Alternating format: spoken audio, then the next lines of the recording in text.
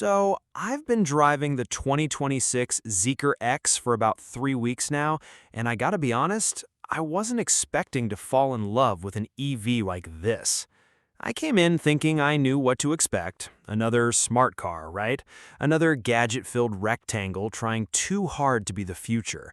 But this thing, it actually changed how I think about driving every single day. Here's the thing about first impressions.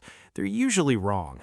When I first saw the Zeekr X in person, my initial reaction was, it's clean.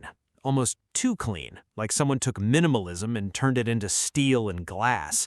But then I got in and I realized that simplicity isn't laziness, it's intention. Every line, every curve, every detail is there because someone sat down and asked, does this need to exist? If the answer was no, it's gone. The interior is what gets me. The moment you sit down, you're not bombarded with screens and buttons like most electric cars I've tested. Instead, there's this almost meditative quality. The dashboard is this beautiful, uncluttered space. One large display, minimal switches. It feels like whoever designed this actually understood that we're already living in an overstimulated world, and maybe, just maybe, our cars don't need to make it worse. The steering wheel has this premium, almost leather-wrapped feel, and the haptic feedback when you interact with controls is chef's kiss. It just feels right. Not artificial, not trying too hard. The seats? They're not screaming luxury, but they're genuinely comfortable for long drives. I did a 4-hour road trip last week and my back didn't hate me afterward. That alone puts this ahead of half the cars in its class. Let me talk about the performance, because this is where the Zeekr X surprised me the most. I expected good range and decent acceleration. What I didn't expect was how responsive it feels. The regenerative braking is smooth, not that jarring sensation you get in some EVs. It feels natural, like the car and you are already on the same page before you've even thought about what you need. The acceleration is legitimately fun.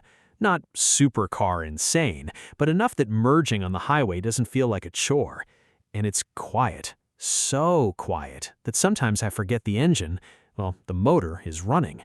You notice the road more, the wind, the sound of your own thoughts, which, honestly, feels kinda good in 2026. Here's what matters most, though, the range. Zeekr claims around 520 kilometers on a full charge, depending on the model, and in real-world driving, I'm consistently hitting close to that. Not in perfect conditions, but in actual daily stop-and-go traffic. That's not marketing speak. That's just what happens when you don't cut corners on battery chemistry. Charging? The fast charging gets me from 10 to 80% in about 35 minutes. That's a coffee break. That's a bathroom run and a snack. That's time to actually exist, not stand around twiddling your thumbs.